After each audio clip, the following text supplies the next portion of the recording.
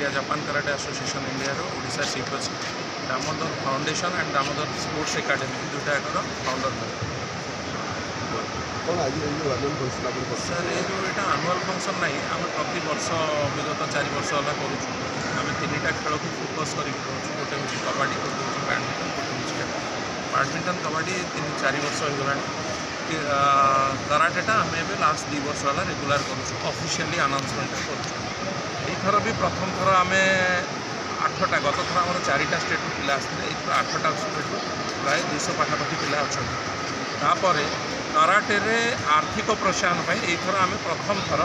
cash awards भी रखीचु किसी जगह आमर सामर्थ्य हिसाब से आम किसी जगह कैश अवार्ड रखीचु जोटा पिला आउ प्रोत्साहन कर आगे गवर्नमेंट किसी एत सहयोग ना तेणुक पाने फ्रंट फुट होकर खेली पारना आमर उद्देश्य इवेंट ऑर्गेनाइज कर कि पाने आउ शाणित हूँ